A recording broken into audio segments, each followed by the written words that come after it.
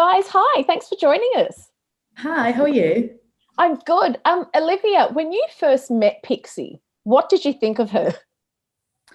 I thought she was really brazen and clever and unapologetic and manipulative, but just aware of it and used it for her advantage. And I thought it was really fun to play,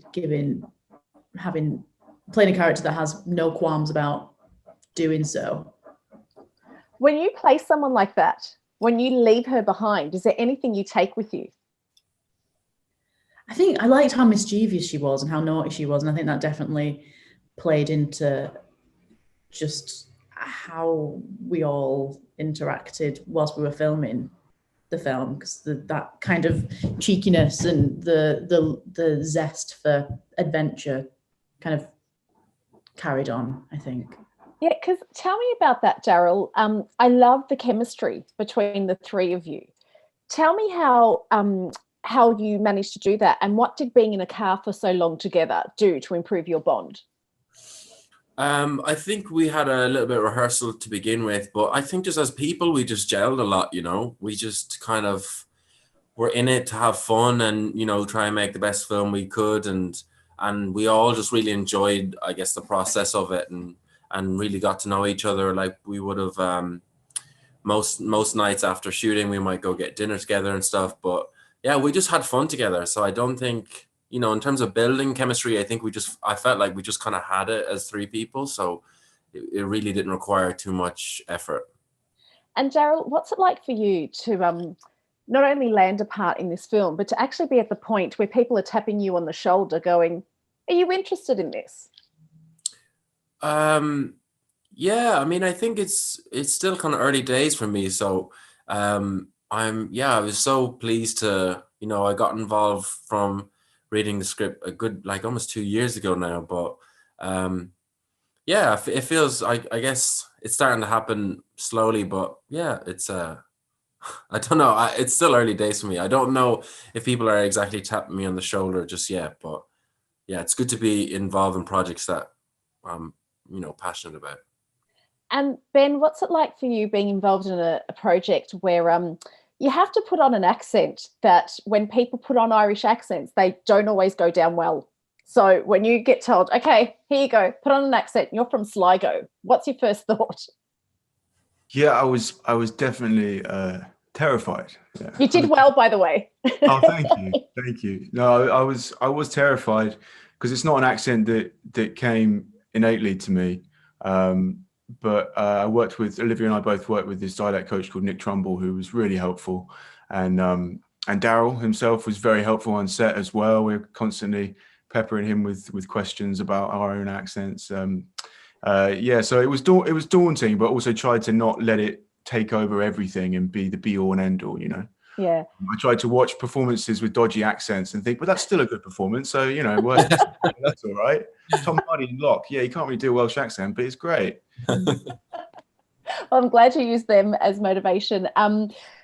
Daryl spoke about hanging out with each other off set, and that's what creates the great chemistry you have on set. But did you guys get to hang out at all with Colm, Meaney and Alec Baldwin? Because you did share a scene with them, Ben. So what was that like?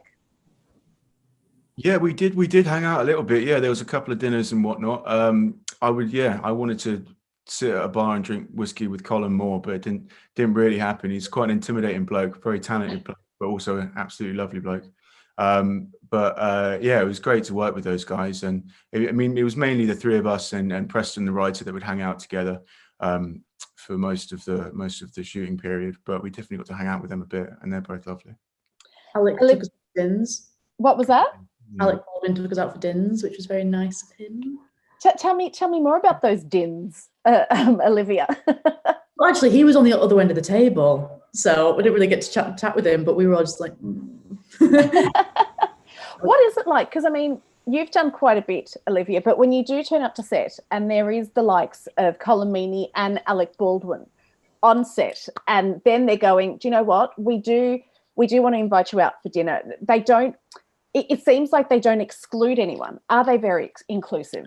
Oh God, yeah, really inclusive. And I think also that was a product of the environment on our set as well, where it was like we did most nights go out with each other and break bread and discuss the day, and that was where we found a lot of our enjoyment and our bonding. So it was the atmosphere on set was kind of conducive to group dinners and having it feel like a big ensemble.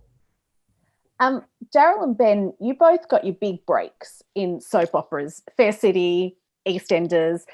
Daryl, how do you go from, wow, it's my big break, to then go, I need to break away from this and pursue more acting? Because instead of just getting stuck in that role. Oh, are you referring to doing Fair City to start with? Yeah. Yeah, for me, I think doing that job, I was like fresh out of drama school, and it was like a really lovely experience to kind of be on a film set for 6 months or so. But I think just as an actor, to break away from something, be it a soap or something that holds on to you for a while, it's just curiosity to work on other things and do other characters, read other scripts, and be involved in other projects. So for me, it wasn't really that hard of a choice. It was just my curiosity to go and do other things that led me that way. Yeah. And Ben, for you to go from EastEnders straight to Hollywood, what was that like for you? Yeah, it was surreal, really. Yeah, when I left EastEnders, I was looking to do theatre, really, and then that kind of came along, and I was thrilled. Yeah, to X-Men was my first film after that, and my first film, and yeah, so I was thrilled, really. But I had a great time working on EastEnders and learned a lot from being there for 18 months. Olivia, you got turned down from, excuse me, soaps like Emmerdale and Hollyoaks. How do you keep going when you have that rejection? But then not only keep going, land parts in Bates Motel and Ready Player One. I was 14, 15 when I auditioned for Emmerdale and Hollyoaks. I think I was just happy to be there.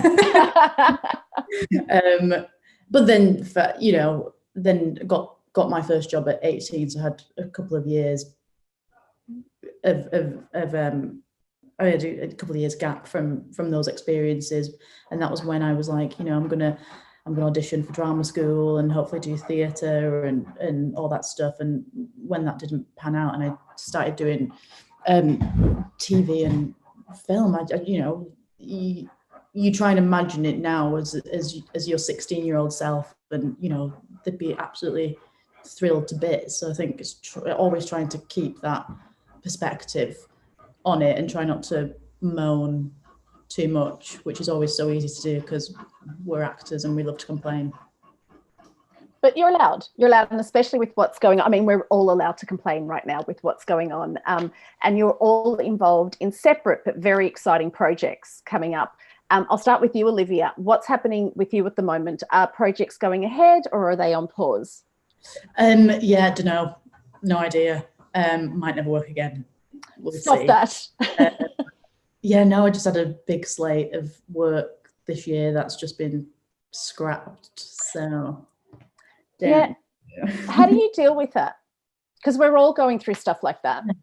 Surprisingly, I've been all right. Yeah. Because I think collectively, it doesn't feel like you've got a gun to your head.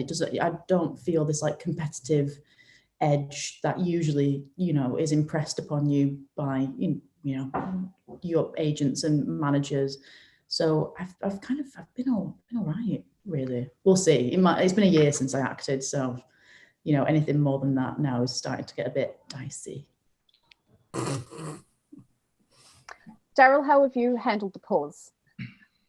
It's been fine. I think work has stopped, but life continues, so there's I feel like COVID lockdown has given chance for a lot of people to learn about loads of things, be it just themselves or, how they engage with the world. And so for me, there's not been too much concern about work. I've been lucky enough to do like a short film in the midst of it and another kind of art project. And so I've had little things to keep me ticking by, but I've been fine. I think now now I'm getting impatient, and part of me does want to get back working again, but it'll happen when it happens.